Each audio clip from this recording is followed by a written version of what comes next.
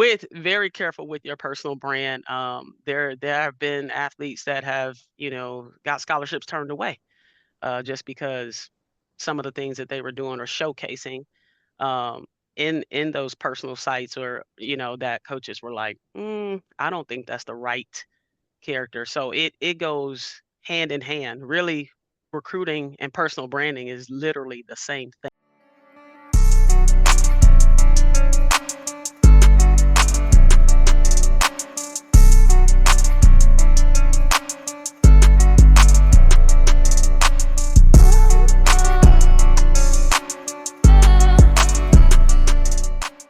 Quinton, he will talk to us more, leaning towards more personal branding and like NIL. And then Matiba will talk more about recruitment. And you need all three of those to really understand how you're going to step into the college realm. So, but I really want you guys to jump in, introduce yourselves. Let them know who you are, what college did you go to, what did you do in athletics? Because everybody who I'm bringing in are athletes. Okay, it's not someone who, and I can't say, I don't want to say I don't like those type of, but there's a lot of people in our industry for some reason who can't tell you what a clean, a snatch, or a deadlift is without googling it. Right. Or who won't pull a back muscle or something because they don't know the form. So, right, exactly. I want to be able to put people on where you can put on their highlights and see what they did within the industry, and how they are still impacting the industry, definitely. So, Matiba, if you want to go first, you can go ahead and That is perfect. What's up, everybody? I'm Coach Matiba Batten. A lot of people today call me Coach B, because of what I do. I work for NCSA College Recruiting. I've been a college coach for almost 18, 19 years. I coached track and field and cross country over that time. And I was also a Division I head coach at one point as well. So I've been able to run a program, been a great assistant, all of those things, and help a lot of student athletes really excel, making conference champions, All Americans. I've trained one Olympian, one Olympic trials athlete, and prior to all of that starting, I was on my path to getting recruited and trying to get scholarships. Just kind of following my brother's footsteps. They were Division I football athletes, so I was looking like, man, I was the youngest, so I'm like, they ain't even all that, how they getting all this attention, So, but they were all that. I mean, my brother went to Vanderbilt. I had a brother who went to Purdue as well and played football. But I got a full scholarship to Florida State, became an All-American there, broke records, back-to-back conference champion. We won our first conference title in 2000, and I was an Olympic trials athlete, and then I started having injuries. So that's when the coaching career took off from there. But just throughout the journey, done a lot of stuff and mentorship. I still mentor coaches, even though I don't coach anymore. And I just do a lot of work with families and athletes all around. So Thank you, thank you. That was amazing. I don't think I knew you went to Florida State. hey, Seminoles, baby. Hey, look at you now. I love how all the pride is coming out during this call. Everybody is throwing up their college. It's Kent State at AD was throwing up go flashes. Hey, I really appreciate you. Quinton, please take the floor and let them know who you are. Let them know who you are. Yes. So my name is Quinton Rainey Jr. I was born and raised in Virginia. I was a two-star athlete in football. I also did track. I also did wrestling. I was rated number one in wrestling in my state. But my love was football. My love was football. I wasn't going to do anything else except play football. I got recruited by Kent State. Did not know where Kent State was. Couldn't point it on the map. So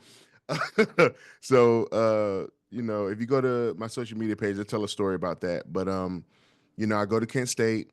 I'm a 4-year athlete. I start my last 2 years at Kent State at a position that I was not recruited for.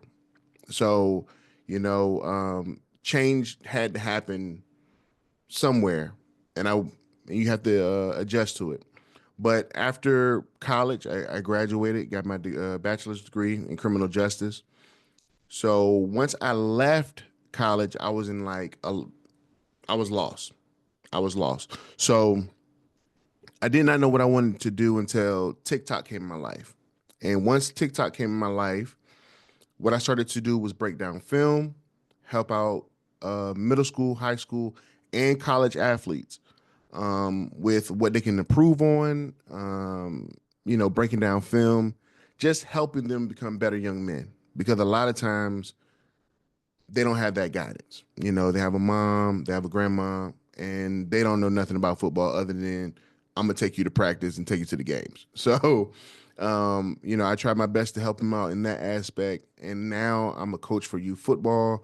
I continue to still break down film, and now I'm helping kids out with collectives and NIL. So, yes. Thank you so much, Quinton. And I want you to make sure you put your handle inside the chat so we can Oh yeah. share it with everybody who comes. This guy has like 350,000 followers. And he posts every day consistently. I'm just like, I may post a couple times a week, like 6 times a day. I'm not doing that. But they love him. They love him, and he loves them definitely. So, and Quinton, I want to go ahead and start with you since you were just talking. What Yes. does the phrase personal brand mean to you? And when did you realize that you had one? Personal branding means to me is who are you outside of your sport? Who are you outside of being the track athlete, the football player, the basketball player? Who are you? Do you like fashion? Do you like video games? Do you like politics? Like those things go into your personal brand. So if you want to have a life outside of your sport, that's where your personal branding is major at. It's the most important thing because sports end. Your athletic career ends. And a lot of times athletes are not prepared for that. So first thing you need to do is identify what are you involved in? What do you like to do? What is it? And once you figure it out, dive into it just like you dive into your athletic career, you know? And with that being said, you'll find out that there's another world outside of your sport.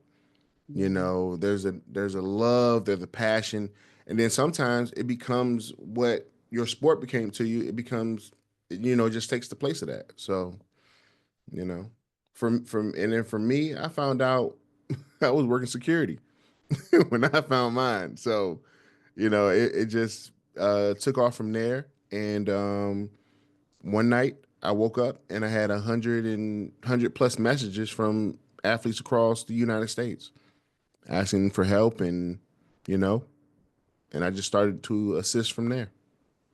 I love that. Oh, Matiba, how does your personal brand affect recruitment for student athletes? Oh, big time. I Man, mean, really, that's what recruiting is all about, is your personal brand. You have social media sites, you have all these different websites that offer recruiting profiles, and that really truly is your personal brand. As a coach is out there recruiting and looking for the right student athlete, they're looking for somebody with character. They're looking for someone that is going to be a great representation of not only their program, but the university itself. So, it's important that you are careful Very. very careful with your personal brand. There have been athletes that have, got scholarships turned away just because some of the things that they were doing or showcasing um, in those personal sites, or that coaches were like, I don't think that's the right character. So it goes hand in hand. Really, recruiting and personal branding is literally the same thing. It's Mhm. literally the same thing, and now more than ever because of the technology that we have. Obviously, when when you and I were being recruited, we didn't have much Right. I know. technology to really showcase who we are. You know, a coach had to literally show up to figure out who we were in terms of character. They had to be where we were competing, watch Mhm. us interact with coaches, and they're still doing that. It's just not they're not coming to your high school game, right? They're not coming. They're doing other things to get that information. Right. So it is absolutely key that when you do your personal brand, you got to know the do's and Yes. don'ts. Correct. Yes. At what grade or age should a student athlete begin thinking about like the recruitment process, like seriously? So let's say if they're on some, if they're posting on social media, when should they really start to, you know what I mean, be concerned about what they're doing, how they're promoting themselves, you know what I mean, in regards to recruitment process? Well, I'll just give you the rules. The Mhm. NCAA states that recruiting begins at age 13 years old, and it has been that way for years. And I Mm. can't tell you how many people I talk to on a day-to-day basis that have no idea that that is even a thing. Right. They're like, "Really? What? Why didn't I know this?" Recruiting begins at 13 years old. Hmm. And that's when you should be beginning your process. 14 even. Some parents want to wait. "Oh, I just want them to have fun, whatever." But 13, 14 years old is when it begins, and that's when you should begin that process. And I'm saying that now because of technology, it goes back to all of these websites now. Coaches don't have to go anywhere to Mhm. find the best athletes. They have way more options that they can see now more than ever. So Yes. again, personal brand and recruiting go hand in hand. So with your personal brand, you should be trying to stand out, in that process too. So I just threw that in there. I know that wasn't even part of the Well, that's true though. question. Oh man, no, really. So Quentin, when it comes to many student athletes tying their sport to their to who they are, who they identify with, would you encourage that, or like how would you leverage the sport so you can take your personal brand beyond the game? So what if I had social media? If we had social media back in the day, one thing I would have did was the certain brands I wore. I would take a lot of photos and make sure my content surrounded those brands. Then I'm always mindful of what my hands are doing. A lot of people don't understand that a lot of these coaches come from the same backgrounds. They come from the same areas. And if you're throwing up a hand sign that we know to be something else, that's going to hurt your personal brand. So you got to just be mindful. But one thing I will always be doing is taking photos of myself in, what I would like to be in. Like if I wanted to do fashion, I'm at the fashion show, I'm taking pictures in these suits and different things like that. If I want to be a streamer and play video games, I'm doing it and I'm streaming on the major platforms. I'm just I'm making sure I'm being seen outside of my sport as well. I'm making sure I'm being seen. Um, but I would just that's what I would do. I would really just focus on what I love to do outside of football, Mhm. but tie in both of them together, you Right. know. So you get basically get my whole story instead of just football or basketball. You get the whole story. Exactly, exactly. Um, Makiba, what three things do you think that student athletes should focus on besides their performance in sports to help out with recruitment? Academics, number one. One. The number one. Academics is number one. Um, and of course, a coach is more prone to look at an athlete that has a higher GPA. I am always pushing kids towards 3.0 or better. Always, Yes. always, always. Especially my close ones, the ones that are like 2.7 to 2.9. I'm like, come on, that's just a little extra push. That's like a baby push. Mhm. um, but yes, that makes the difference there. I would say number two would be development. A lot of people don't realize that development is part of the recruiting process. Coaches look at that more now than ever. So it's not just your skills and what you can do. It's the nutrition. Are you educated? Are you eating healthy? Are you trying to make those steps to do those things? Do you have mental performance coaching? Or somebody helping you with your focus, your commitment, your resiliency? Because those are the things that build your character, and that's what they want on their team. So that's part of it. That's part of it. Your skills are part of your development too, but you also need to feed yourself properly. You need to have a plan to Right. go with that. And then I would say number three would absolutely be specifically character. Um, and again, that goes back to the things that Quentin spoke about, the personal branding. Um, I tie mental performance into that. You can tie nutrition into that because if we're eating healthier, we think clearly, we make better decisions, our body performs better. It's all physiology. So those three things need to be there because at the end of the day, once I've gone through the evaluation process with student athletes, when it comes down to deciding who I'm going to give scholarship to, I'm already past looking at how good you are as a player, right? I'm already past you're eligible academically. I'm on character at that point Right. when I'm deciding on scholarship. Who's going to be the difference maker on my team? Who's going to be the right fit for the culture and the philosophy that I have? So, Yes. And especially speaking from someone who used to be a student now absolutely. recruiter, man, you can gyms all day. Uh, but especially me on the academic side, I can fully understand what you're saying when it comes to academics. Not just for me being a student athlete and then, now sometimes professor. Um, but just my struggle. I struggled so much in college when it came to academics. Just because the standards and expectations were different at my high school. You know what I mean? I went to a public school and they could the requirement was to come to class and that was it. Right. You here. You can go ahead and braid hair and do whatever you want in the classroom. And so when I got to college, oh boy, man, Rude awakening, man, huh?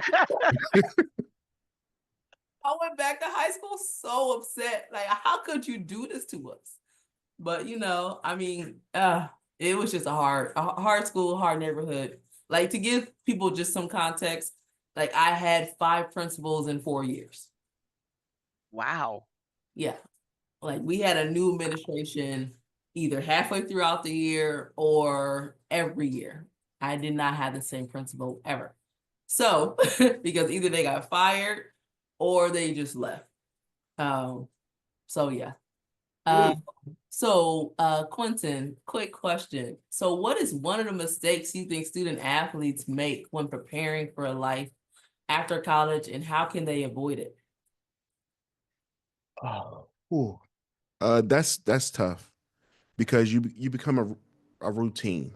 There's a routine, there's a schedule. And once you graduate or once that schedule is broken, you're in no man's land. And that's why I said you have to kind of find something else to get involved in. Even if it's your career, you get your degree, you want to jump into your career, that's fine as well. But whatever you do, you need to find it because a lot of athletes become lost and we're lost for like 2 3 years and then we're trying to catch up because our friends and they done went to college graduated and now they're in their jobs, like they're in jobs and careers, and we're sitting around like, well, I was a football player, help me. Like help me out. Like help me out, For but real. what a lot of people start to do is they start to take jobs they're not interested in. They start to do things they're not interested in, and you get stuck. Don't become that person that gets stuck. All right. There's so many avenues, there's so many pathways you can take after being an athlete. If you want to get into coaching, talk to the coaching staff that you just left. Ask them, can you become a GA? Like a lot of times people don't know how to go about these things, so they have to ask questions. You need to ask questions. If it's former athletes, the coaching staff, ask somebody. Don't just try to go through life trying to figure it out. Okay, please don't. But make sure you have something that you want to get involved in. You know, if it's the Boys and Girls Club, if it's going home and changing your community, something. Don't just go home and just go home and be that young lady or young man with a degree and no path. You know, so And he's being nice saying with a degree, okay? Because let me tell yeah, you something. These graduation rates is what it ain't what they tell you. right. It's not. They're not telling you the truth. Oh my gosh, they're not at all. As a matter of fact, I want to take one split second to show you guys, just so you guys don't think that I am coming out of nowhere with this. Oh my gosh. I just at least want everybody to understand the graduation rates. Okay. Can you guys see my screen?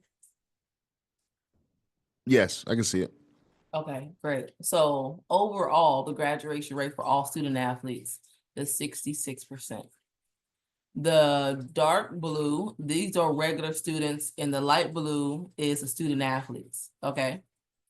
So for whites is 76%, I'm sorry, 73%. African Americans is 59%, and that's whole collective with male and female. And then when you separate them, then you have African American males, they graduate at 55%. If you're a student athlete, white females 78, black females 67. But even for the friends that he said that's graduating, that's only if they do, because the graduation rate for your African American male friends is 40%. White females is 71, and then you have African American females is 49. So check on a friend. Right. Check on them. Make sure if you're doing homework, pull them along and make sure that they're doing homework as well. Because a lot of times they're not crossing that stage. And the graduation rates get lower in the top 5 conferences. So do not think because you are at LSU or Duke or anywhere else that your graduation rate is about to be popping, because it's not. They have the money to put things in place, but for some reason it gets lost in football budgets. Right. I'm sorry, no offense to the football player. No, you're right. You're right. You're Just absolutely right.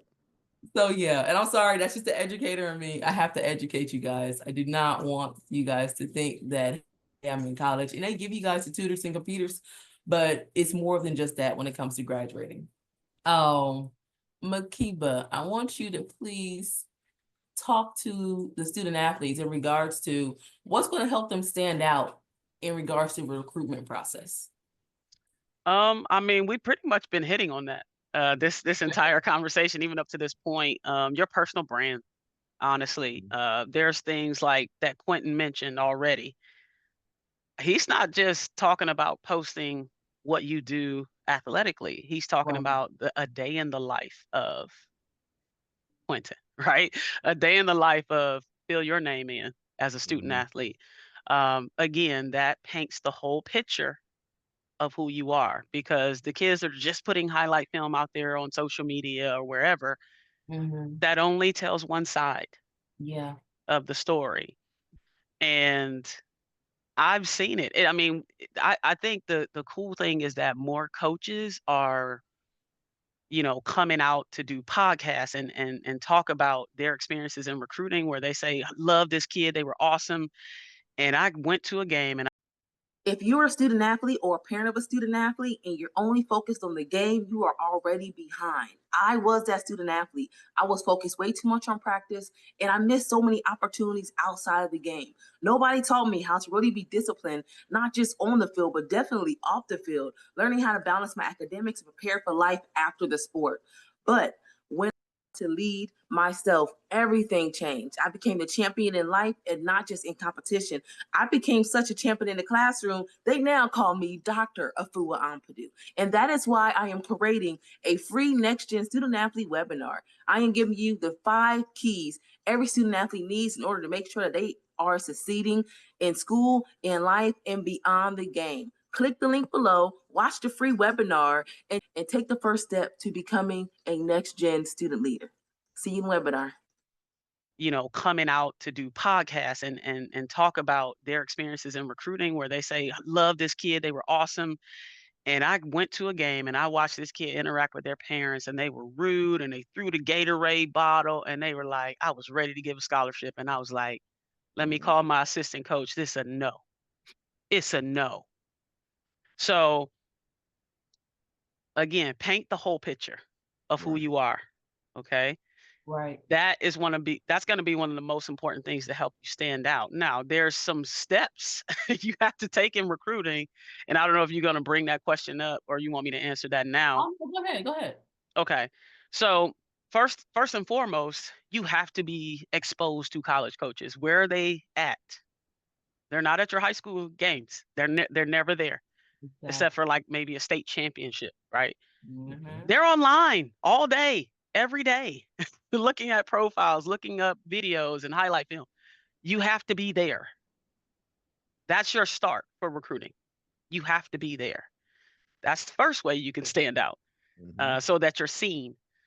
The second way you can stand out is making sure they're looking at your highlight film, making sure they're seeing that other side of you in the social media platforms or wherever you're posting. Another way to stand out is having good grades. Mm-hmm. To me, that's the easier part, but for some student athletes, that may be tougher. They're struggling with things. And I'll say this just as a side note, most of the time when I talk to families and the kid is really below like a 2.6, and I ask the kid what's going on, it's this. Yep. It's not they can't do the work. Right. They're just distracted all day. Right. And the parents are going, tell them, coach. Like, they're like backing me up.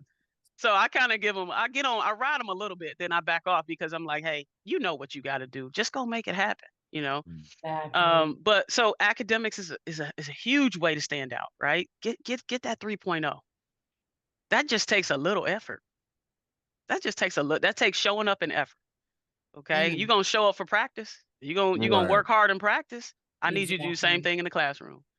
Otherwise, why do you hold the title of student athlete? Right. Might as well just say you're an athlete. Right. So, but there are other ways to stand out too, is just your leadership skills. Earning a title as a captain, showcasing leadership and things like that on the field, on the court, whatever sport that you play. Those are other little things that coaches are looking for in, their evaluation of you. Yes, somebody that's been a captain and a leader on the team probably is going to get more attention, and that coach will look at that as a better character appeal for them. Right. Right. Absolutely. What advice would you give the parents to help them get off of their devices and you know what I mean? Like, how can the parents help within the recruitment process? I think parents just have to be active in the recruitment process. You can't be absent. I mean, it's just you can't be absent if your kid is just a student and not an athlete. You have to be present and within that journey with them. That would lead to better graduation rates when they have that assistance and they have that mentorship, especially coming from the household. But literally, just it's a cutoff time. Hey, Right. at this time, when you're in practice, absolutely, and I'm sure coaches are going to tell kids this anyway. When you show up to my practice, you leave your phone in the locker room. Leave your phone in your bag because I need all of your attention while you're here. Right. And this goes for the same when they're in the classroom. Teachers don't want you on your phone in the class.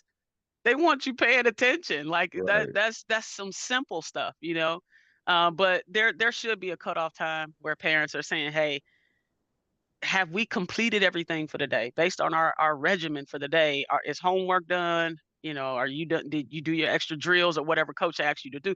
Is all of that done? Then we can have some time to do the social stuff. We can have time to do the phone stuff because I want you to have balance. I absolutely want you to have balance. I don't want anybody just wearing themselves out and there's no fun.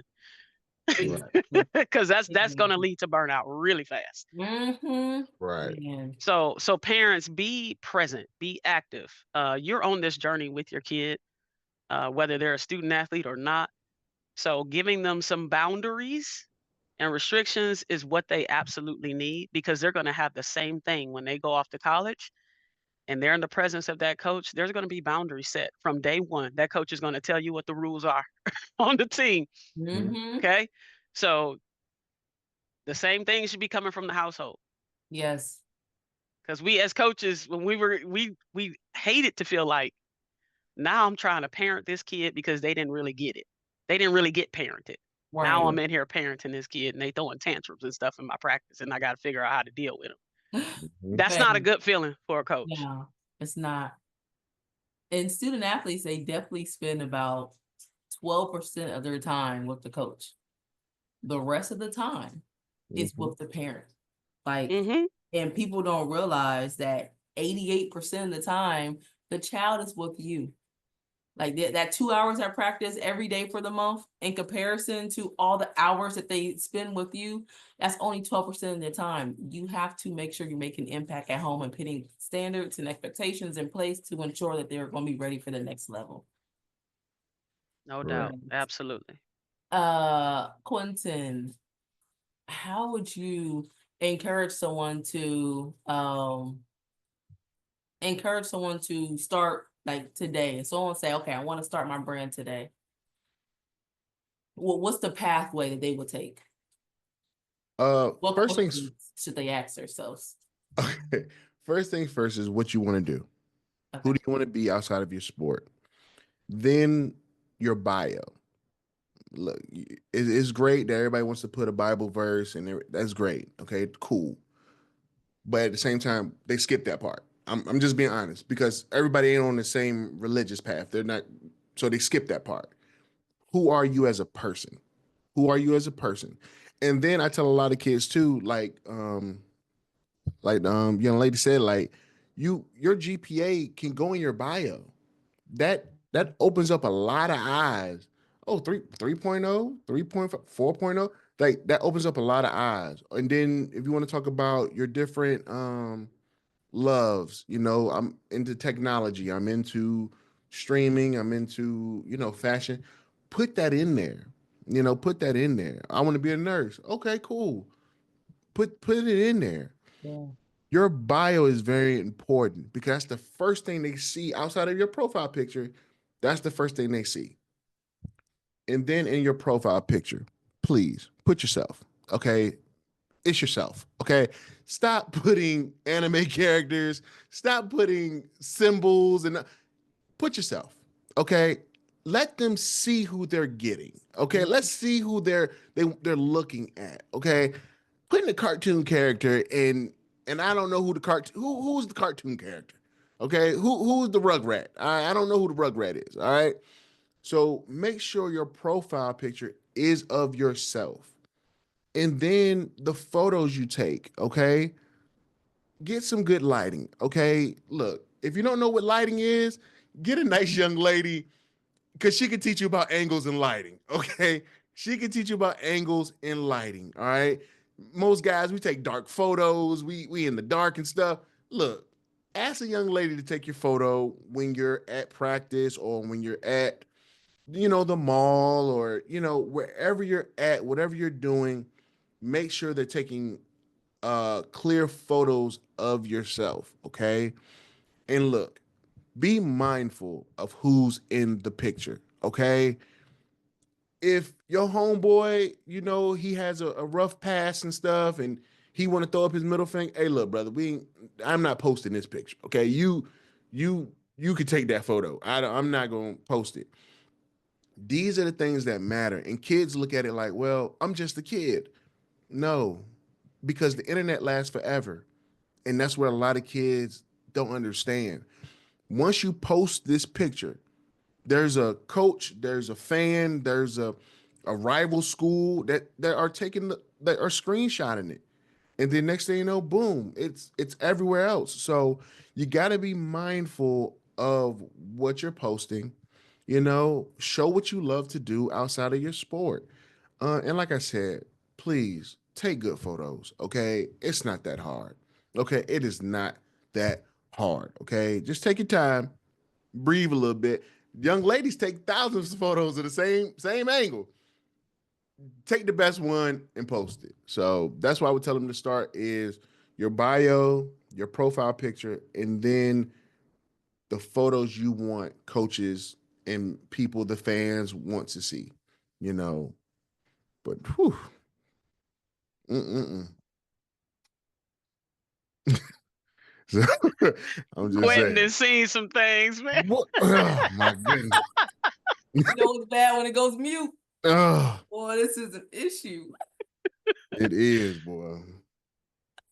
Oh my gosh. It is so. I No, go ahead. Go ahead. I was gonna say I've seen some things too, and I've had to have those sidebar. Hey, listen, this is a profile for coaches to recruit you. Get Mhm. that bathroom photo out of here Yeah. with your shirt off, Thank you. males. Thank you. Thank I've you. had to get on females too. Get that out of here. You and your homegirl, Mm, doing all that. Get mm, Well, you should be in your uniform. right. Man, thank you. Right. This is not a social site, So I feel your pain, Quentin. Quentin was like shaking his head, like, Oh. man. Mm-mm-mm. Like they gotta take out personal and Right. Yeah, think business. This is a Mm-hmm. business profile. How do you want people to view you? That is hilarious. I'm so happy you brought that up because a lot of times, but the thing is that student athletes don't know, or youth these days really don't know. And sometimes if you do have that parent in the household who's also taking those types of pictures and they think that is cute and they don't work inside the professional realm, the student athlete knows they only know what they know. Mm-hmm. They only know what they absolutely. see. So the apple doesn't fall far from the tree. But yeah, definitely. Parents, if you just look at the profile, like think of a work badge, either that or since you're on there for athletics, as you said, throw on your jersey. Mm-hmm. Hmm. Yeah, throw on your jersey. So Matiba, are camps, showcases, and AAU important? And how should student athletes choose the right one if it is? Today, yes, more than ever. Because as I've said multiple times here, they're not showing up to the high school games. That is long gone. Most coaches are going to show up to a showcase event Mm-hmm. where they can recruit multiple student athletes. Now, keep in mind when they show up to these events, they typically already have a list of athletes they came to watch. Mm-hmm. Yeah. That is a key. Like if you hadn't wrote down anything else about tournaments, showcases, AAU, they already know who they came to watch. They know exactly what court or field they're on. They know exactly what time they're playing, the team that they're on. So it starts with you getting yourself exposed out there so that coach knows who you are and knows where you're at. That's another thing to be posting in your profiles is where you're going to be ahead of time. Right. You going to the rivals combine? We should have it on our profile a month out, right? Mm-hmm. Okay. Mhm. So these events are really important because again, multiple coaches are recruiting multiple student athletes at once, and typically they may have more than one staff there, maybe at different locations. I like to talk about the track world a little bit. You have to have multiple staff because all the Right. events are going on at the same time, and you can't run Yes. all over the track. I mean, we try. Mhm. So you'll have an assistant. Hey, go watch the long jump while I watch this 4x1. So absolutely, AAU in just about every sport is really important. Coaches come to those tournaments, especially like basketball, and I know you have some of the elite level AAUs that a lot of coaches come to. 7-on-7, Oh. huge for football. It has really grown so much over the years. Um, Track and field has got a lot of events. I mean, we could talk about AAU, USA Track and Field, Junior Olympics. Get involved. Get on these club teams. Get on these summer teams. Now, I know everybody about to start saying it costs a lot of money. It does. It's not like it was back in the late 90s. Right. Early 2000s when we were going, it was cheap. All you had to do is pay for your membership, maybe in your uniform, and you was on the team. The coaches were just happy to have kids to work with over the summer. Right. It is different. Everybody is looking for money. So do expect that, parents, that you will have to pay a fee to be a part of these club teams, and you're also going to have to pay for uniforms, and you're going to have to pay to travel, and you're going to have to pay to get in. Everywhere you look around, you're paying for these events, but this is absolutely what is necessary to help your kid get recruited. So that's important. Again, I'm going to say one more time, make sure you list the events you're going to be at into your profile or your bios ahead of time, not the day of, ahead of time. Right. Um, get involved first and foremost in clubs and showcases. And then for track and field, a little different. You need to figure out how to qualify for a lot of events. Yes. There's more than just AAU and USA Track and Field. There's New Balance Nationals, which your high school times and marks will qualify you for those things. But parents, educate yourself too. Start doing some research. I mean, Google is huge, but we also have Chat GPT and AI. Like, you can just type stuff in there and be like, "Oh, here's the information right here." Right. Right. Yeah. So absolutely important for your exposure to coaches. Definitely. One thing I will add, and this is a little, shortcut, is you can go on USATF or let's just say USATF. You can create your own team. Yes. It's cheaper than to join one. I specifically pay for workouts. Like, hey, just work out my child. He's on the team. But it's cheaper. Right. If he's practicing with them, but he's on my own USATF team. And then I'll get the list of where all the events are, let them do all the hard work. Give me where the track meets are. And they may just go ahead and enroll. I'm sorry, just ask them how to enroll your child. And they'll say, hey, you just go here, and this is how you sign up for a track meet. But to sign up for track meet, it's like $25. So this is just a little shortcut that you could take. Let them practice with a team, and then you actually create their own team. Yeah, they can compete individually. Right. Under their name. That's their team. Yep. And the recruiter will be there still, you know what I mean? So you ain't got to pay for the fancy bags and the top of the line, warm up, snatch off suits. Right. You can just, and that's just for track and field. I don't know if you can do it for any other sport, but just for track and field, just a little side note, you can definitely kind of wiggle your way in a nice, cheap, cost efficient route. Right. Is there Quinton, and I know we're coming up on the last 4 minutes of time.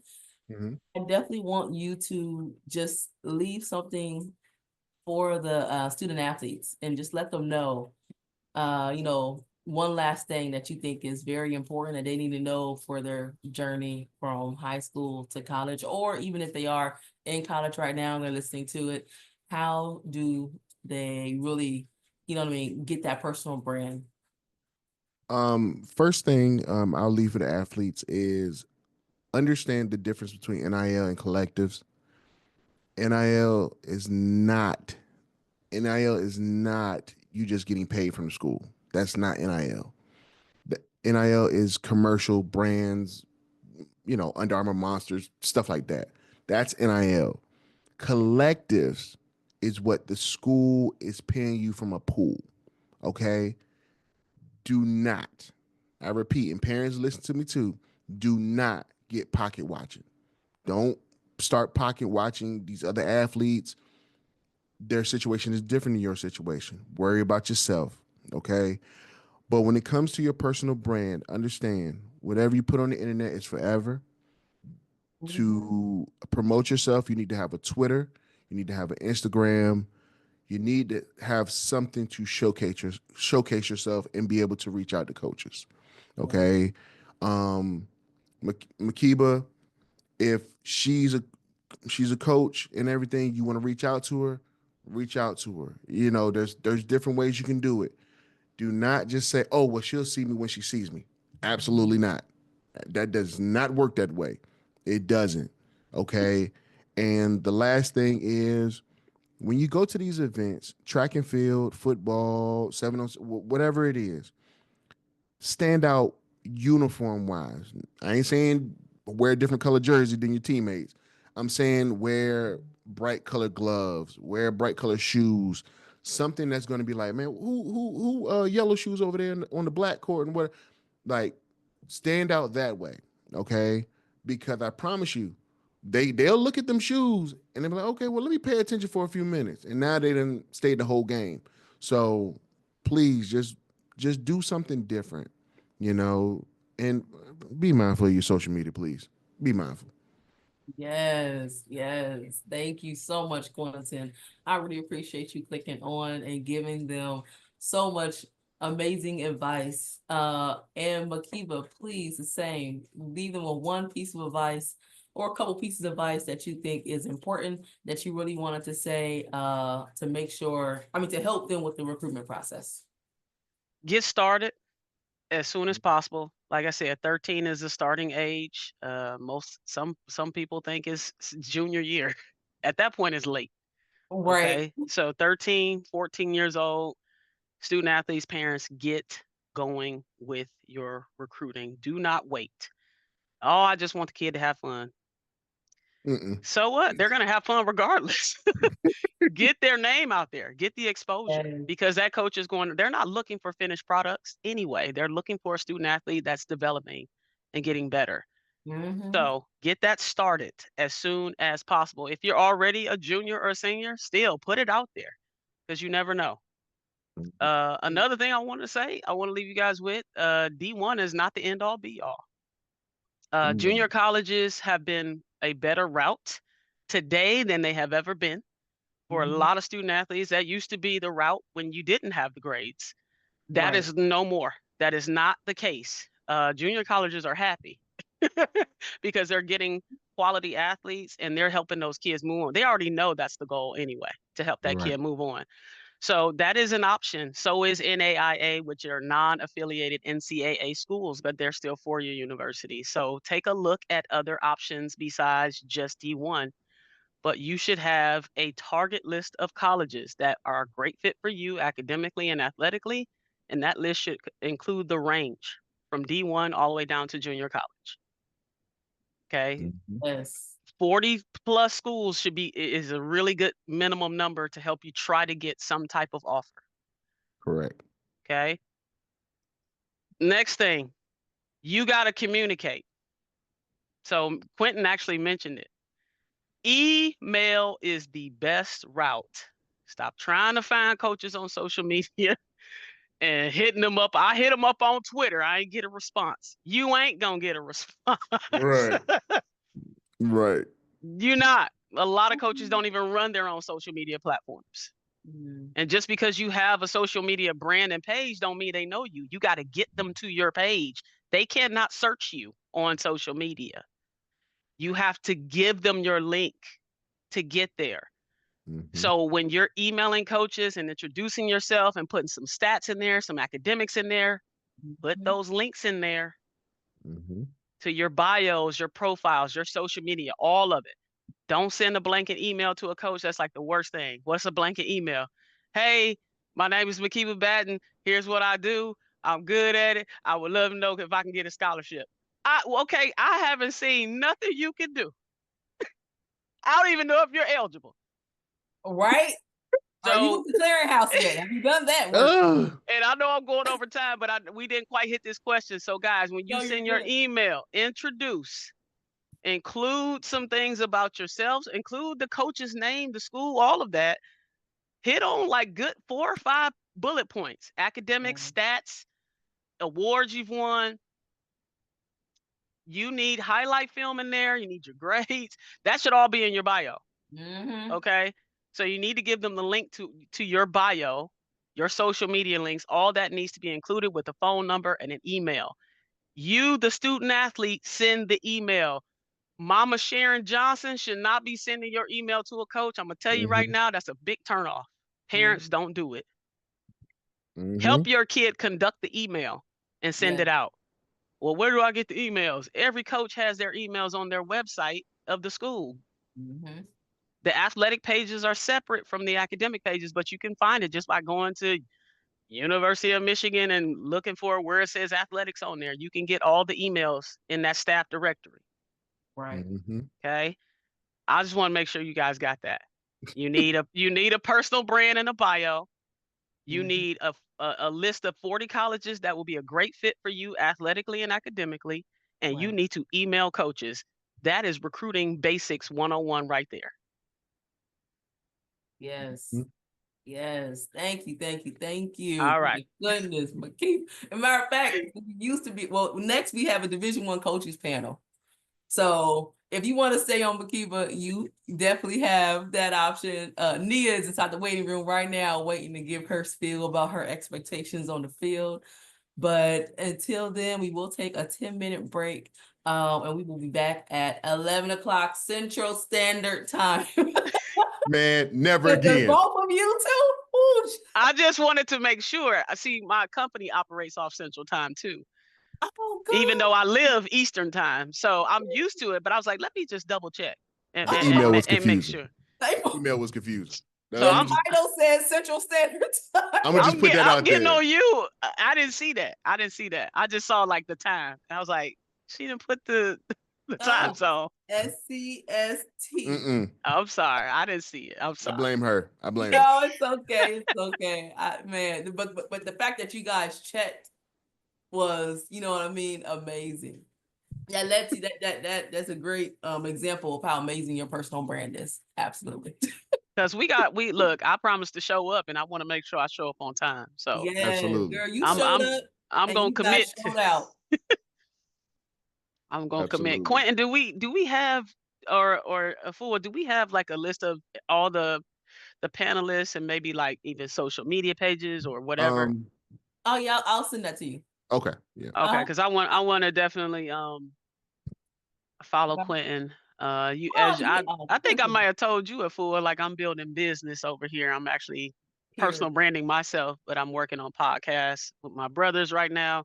Okay. We've been doing a bunch of trial runs. I want to start setting that up and like bringing people in for interviews. I'm also working in publishing right now, so I got a lot of stuff going on. Oh yeah. But I'm finding the time to still get myself out there, and anytime for you, Afua, though. You already know. Thank you. I really appreciate you, and definitely just know I'm building as well. We are building together, building a student athlete community as well as a membership group. A student athlete community membership group as well as mentorship. So if any student athletes need mentorship or if they want to be part of a community so they can learn from amazing mentors like Matiba or Quinton or whoever that you have learned from in the panel, I definitely think that they will love to have one-on-ones with you, getting you on the right track.